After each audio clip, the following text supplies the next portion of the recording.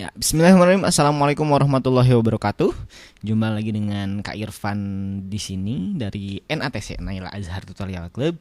Kita akan membahas kali ini babnya mengenai momentum dan pusat massa, yang mana ya bab ini biasanya sudah hampir 100% bakal keluar ya di UTS 1 yang minggu depan insya Allah berlangsung. Nah, kita akan membahas sebuah persoalan akhir dari bab ini yang diberikan oleh dosen ya di tutorial fisikanya. Seperti itu. Kita coba cermati dulu soalnya. Di sini ada sebuah perahu ya berisi 2 orang. Ada Juliet dan ada Romeo gitu. Nah, seperti itu. Jadi Romeo itu bermassa 77 kg. Jadi diketahui ada massa Romeo. Diketahui juga ada massa Juliet. Massa Juliet, apalagi? Diketahui ada massa perahu juga gitu ya. Oke. Kira apa lagi yang diketahuinya? Terus ada diketahui juga panjang perahu ya. Nah, kita kita ini diketahui. Oke. Kita baca lagi. Nah, Juliet berada di ujung perahu, sedangkan Romeo juga di ujung yang lainnya gitu. Nah, jika Juliet itu mendekati Romeo, maka tentukanlah berapa jauh perahu akan bergeser ke kiri. Jadi ada 2 keadaan ya di sini ya. Ada keadaan awalnya itu diam ya. Jadi keadaan awal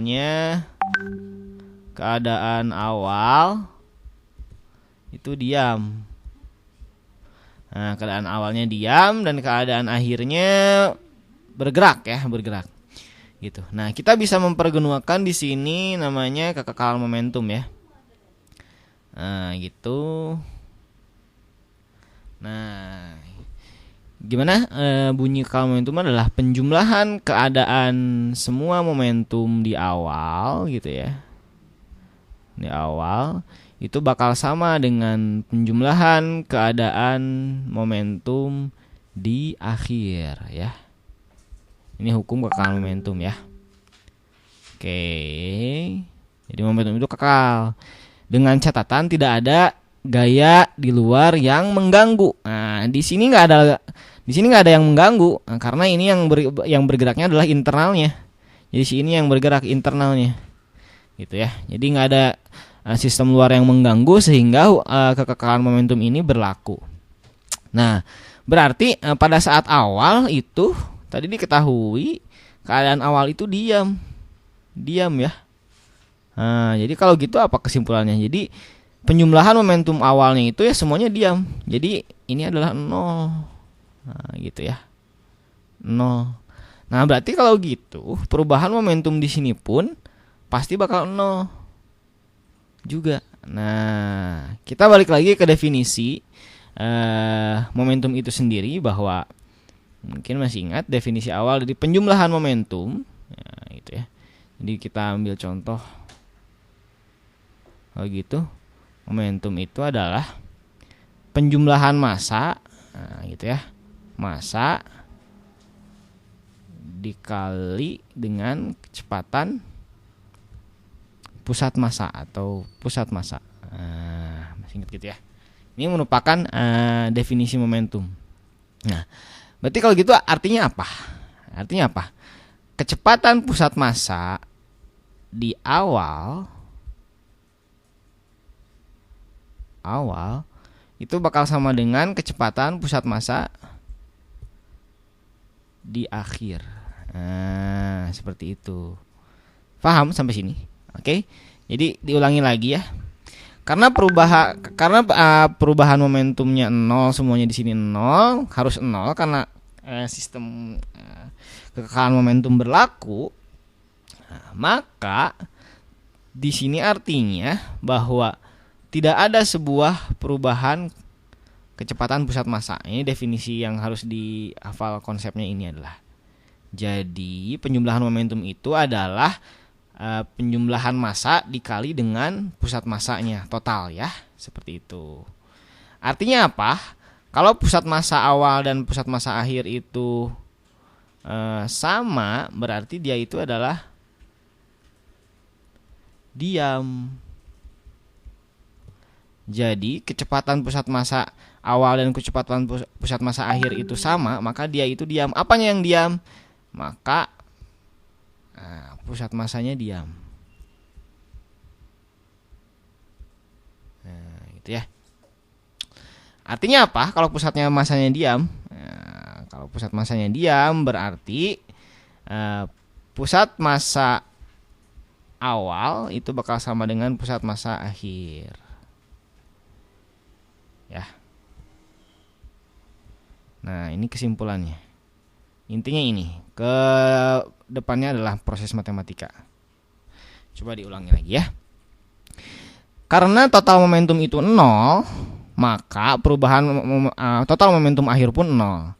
Ketika 0, dua-duanya 0, itu artinya adalah kecepatan pusat massa awal dan kecepatan pusat massa akhir itu adalah sama. Artinya ketika kecepatan pusat massa itu sama, maka posisi pusat massa itu diam. Oke? Ya. Nah, berarti kalau gitu kita langsung saja ke rumus pusat massa. Bagaimana? Rumus pusat massa itu adalah kita definisikan rumus pusat massa itu kan posisi 1 dikalikan massa 1 ya, tambah posisi 2 dikalikan massa 2 dibagi dengan total massa ya, plus massa 2 gitu. Oke, kita lanjut. Kita masukkan ini ke dalam persamaan. Oke. Nah, tadi diketahui bahwa pusat massa awal bakal sama dengan pusat massa akhir. Nah, di awal ada apa aja?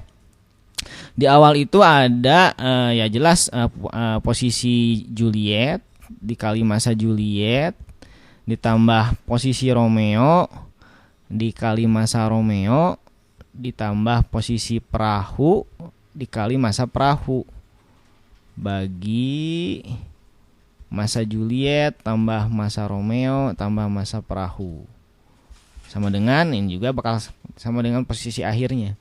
Posisi akhir Juliet tambah massa Juliet tambah posisi akhir Romeo tambah massa Romeo tambah posisi akhir perahu kali massa perahu. Massa perahu ya. Dibagi massa Juliet tambah massa Romeo tambah massa perahu. Nah, kalau massa kan bakal sama ya, nanti coret-coret aja ini. Oke. Nah, kita lanjutkan.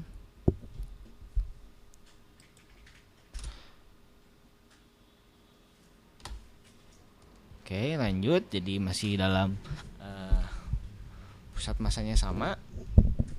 Nah, kita analisis posisi Juliet pertama. Posisi Juliet yang awal itu ada di sebelah lihat. Posisi Juliet yang pertama itu ada di sini ya. Jadi kita gambar aja dulu lagi. Yes.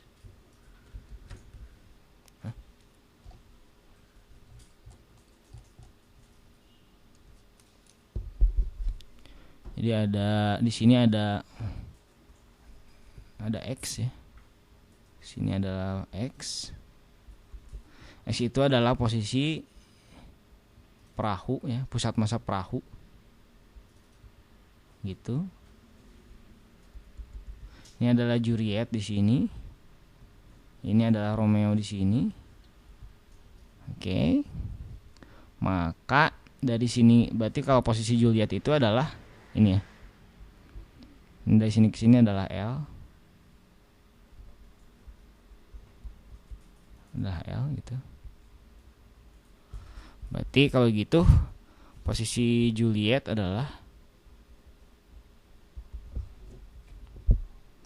X dikurangi setengah L ya. Posisi Romeo adalah X ditambah setengah L. Posisi perahu adalah X. Terus posisi akhirnya, posisi akhir Juliet itu bakal sama dengan posisi Romeo. Gitu. Bakal sama dengan posisi akhir Romeo, yaitu di sini di tempat Romeo. Tapi sudah bergerak ke kiri. Ya. Coba kita lihat lagi.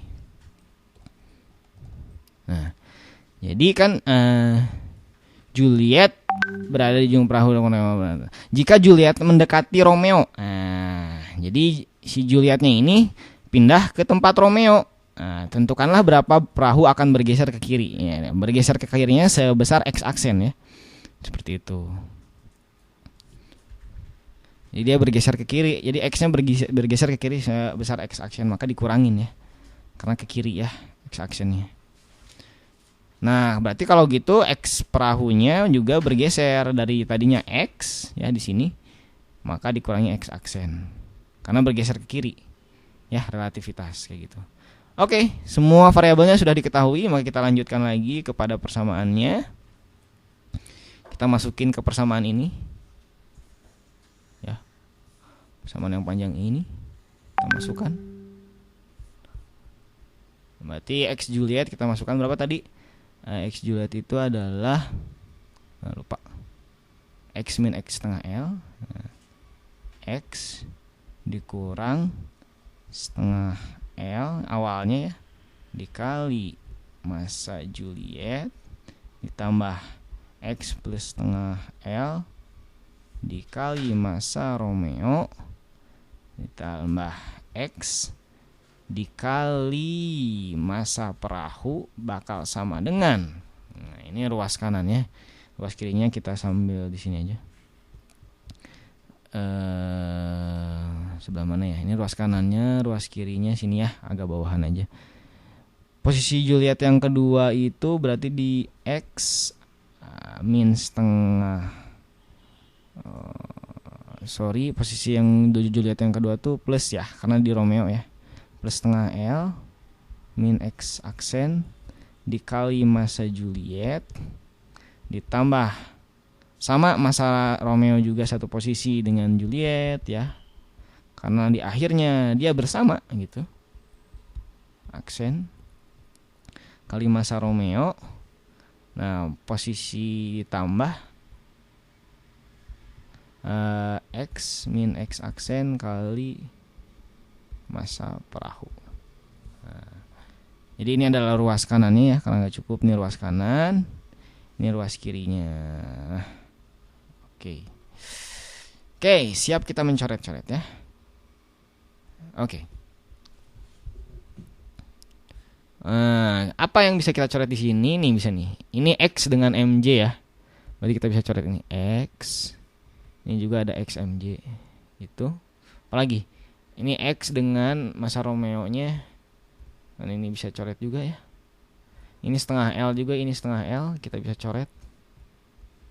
Setengah L. Ini x juga, ini dengan x ini bisa dicoret ya. Lagi. Nah, ini nggak bisa dicoret ya, karena ini minus setengah, ini setengah. Berarti ini jadi, kalau ini pindah ruas ke sini, jadi ini min L. Min setengah, pindah ruas yang ini jadi min L ya. Ini min L kali mj gitu. Ini udah habis, ya habis semuanya. Tinggal yang ini. Min x aksen mj. Ini juga min x aksen mr. Yang ini x aksen min x aksen m perahu. Pindah ruas semuanya, maka akan didapatkan posisi aksen atau pergeseran perahunya itu adalah apa? Ya, ini pindah luas jadi positif bagi mj plus mr plus massa perahu. Oke, kita masukkan. Gampang kalau masukkan mah ya, belakangan saja. Tadi panjang perahunya berapa?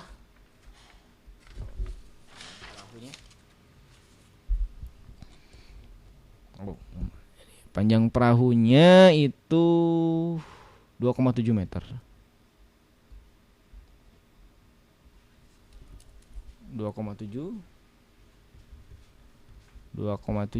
dikalikan massa Juliet 55 dibagi totalnya massa Juliet, massa Romeo, tambah massa perahu. Oke, silahkan dijumlahkan.